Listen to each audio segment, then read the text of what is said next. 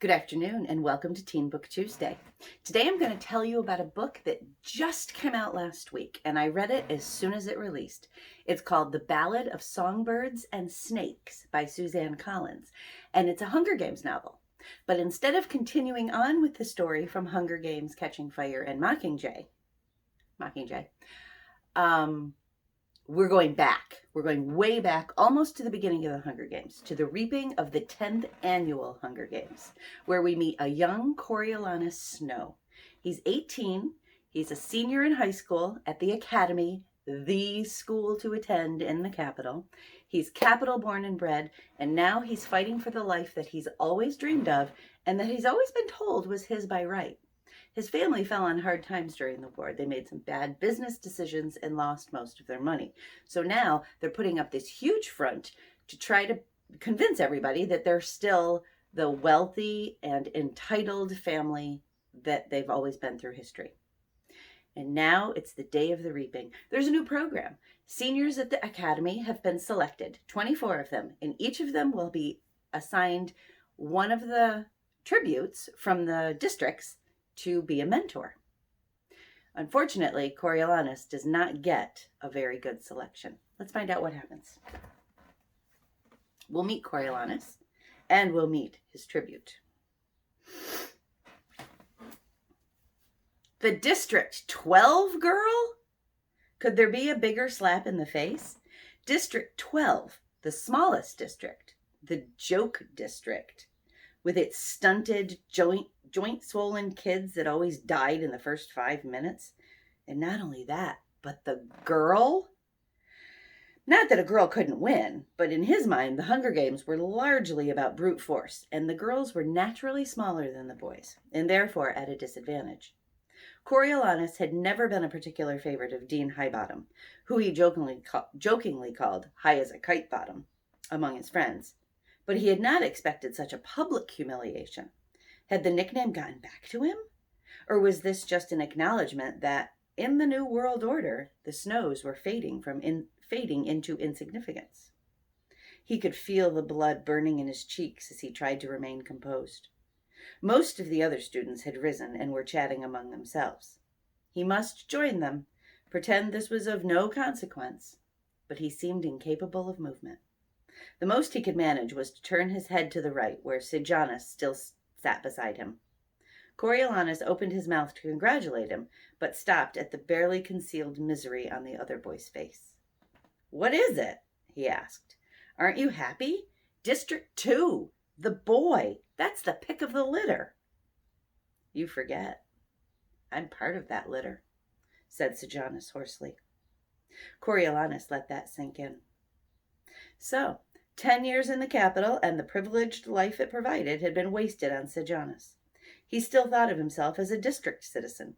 Sentimental nonsense. Sejanus's forehead creased in consternation. "I'm sure my father requested it. He's always trying to get my mind right." No doubt, thought Coriolanus. Old Strabo Plinth's deep pockets and influence were respected if his lineage was not. And while the mentorships were supposedly based on merit, strings clearly had been pulled. The audience had settled into seats now. At the back of the dais, curtains parted to reveal a floor-to-ceiling screen. The reaping aired live from each district, moving from the East Coast to the West, and was broadcast around the country. That meant District 12 would kick off the day. Everyone rose as the seal of Panem filled the screen, accompanied by the capital anthem. Some of the students fumbled for the words, but Coriolanus, who had heard his grandmother butcher it daily for years, sang all 3 verses in a forceful voice, garnering a few nods of approval. It was pathetic, but he needed every drop of approval he could get. The seal dissolved to show President Ravenstill, his hair streaked with silver, dressed in his pre-war military uniform as a reminder that he'd been controlling the districts long before the dark days of the rebellion. He recited a brief passage from the Treaty of Treason, which laid out the Hunger Games as a war reparation, young district lives taken for the young capital lives that had been lost, the price of the rebels' treachery. The game makers cut to the bleak square of District 12, where a temporary stage, now lined with peacekeepers, had been erected before the Justice Building. Mayor Lipp, A squat, freckled man in a hopelessly outdated suit stood between two burlap sacks. He dug his hand deeply into the bag on the left, pulled out a slip of paper, and barely glanced at it. "The District 12 Girl Tribute is Lucy Gray Baird," he said into a mic. The camera swept over the crowd of gray, hungry faces in gray, shapeless clothing, seeking the tribute. It zoomed in toward a disturbance, girls drawing back from the unfortunate chosen one. The audience gave a surprised murmur at the sight of her. Lucy Gray Baird stood upright in a dress made of a rainbow of ruffles, now raggedy but once fancy. Her dark curly hair was pulled up and woven with limp wildflowers.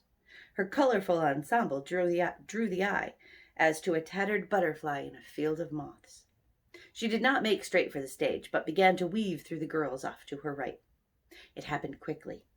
The dip of her hand into the ruffles at her hip, the wriggle of bright green transported from her pocket and deposited down the collar of a smirking redhead's blouse, the rustle of her skirt as she moved on.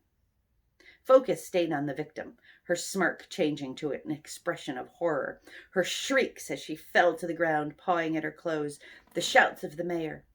And in the background, her assailant was still weaving, still gliding her way to the stage, not looking back even once. And that is Coriolanus Snow and Lucy Gray Baird, his District 12 female tribute. So that's Lucy Gray Baird. And Coriolanus Snow has the seemingly impossible task of mentoring her through the Hunger Games, hopefully to a win.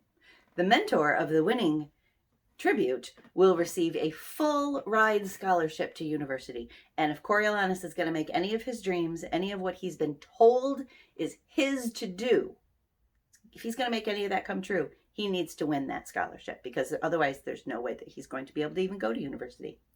So if you've read the Hunger Games novels, you can jump right in. No worries, and this will be a great reintroduction to the series. If you haven't read the Hunger Games novels, you can do it in one of two orders, and it doesn't really matter. There's no spoilers in this book.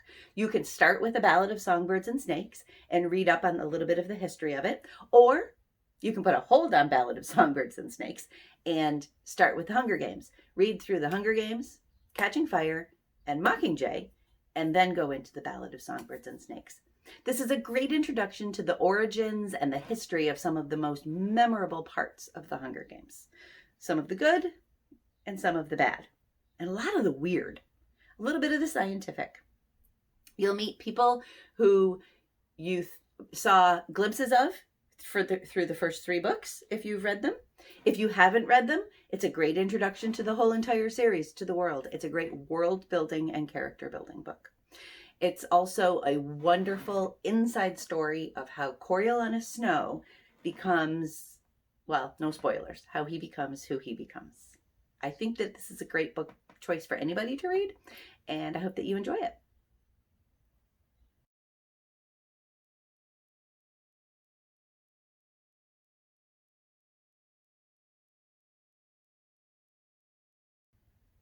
So now I'm going to tell you a little bit about our upcoming teen summer reading program. Starting June 1st, which is this coming Monday, teens ages 12 to 19 can sign up by going to manliuslibrary.org and clicking on the summer reading block. If you participated last summer, you can use the same login. If not, it's really simple to set up an account. But our program this year has changed. Because of circumstances beyond our control, beyond anybody's control really, we have gone entirely online, and we have a completely virtual summer reading program.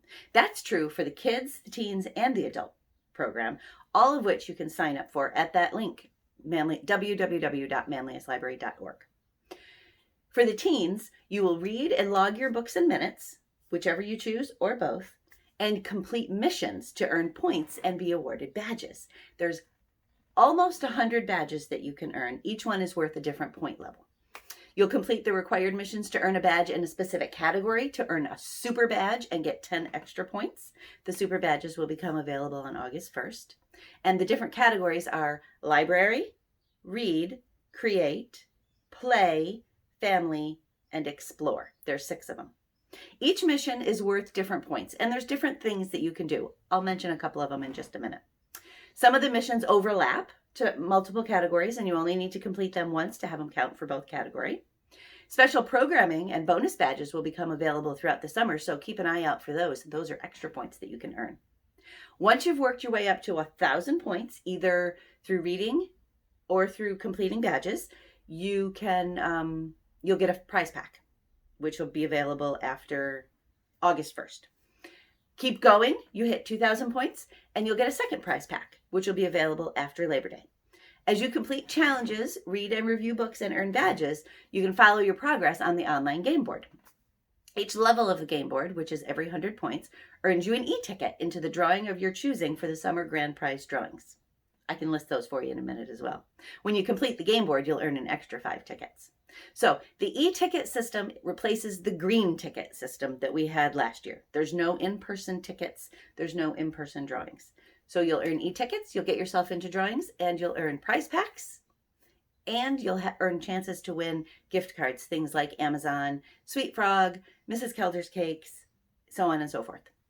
I hope that you'll join us. The program is open to anybody. The prizes are the people eligible for the prizes are teens in the general central New York area. You have to be able to come and pick up your prize if you're going to enter and win. We aren't going to send prizes. Some of the examples of the missions are like Manlius Library on Facebook. Tell us what your favorite book is. Have a family game night and tell us what you played. Write a story about your family. There's a bunch of different reading categories, for example, nonfiction, biography, history or historical fiction, sports, a scary book, and so on and so forth. You can make puppets and put on a puppet show. Redesign a book cover. You love the book, you hate the cover? Design a new book cover and upload the picture. Let us know what it is. There's a bunch that are online games. Create Your Own Adventure is one. The Indoor Scavenger Hunt is one. There's also a photo scavenger hunt where you go around town and take pictures of things. You can find and make a new recipe. Have a picnic in the park or in your backyard. Go stargazing. Thanks for joining me today for Teen Book Tuesday. I'm Lorie, and I'm the teen librarian at Manlius Library in Central New York. If you have any questions about the Teen Summer Reading Program that I was just telling you about, send me an email at lfinger@manliuslibrary.org, and I'm happy to answer them. I hope that you enjoy the book, Ballad of Songbirds and Snakes, whether it is a revisit of the world that you grew to love in the Hunger Games or a new introduction to an excellent series. I think it'll be a great choice. Visit my website, our website, at manliuslibrary.org for more information. And as always, if you visit the teen blog at manliuslibraryteens.wordpress.com, you can find lots of different suggestions for different books to read. Have a great day. We'll see you next Tuesday at 4 o'clock, where I'll be back to telling you about historical fiction, as I promised last week. I just couldn't resist telling you about this book. I really enjoyed it, and I think you will too. Have a great day.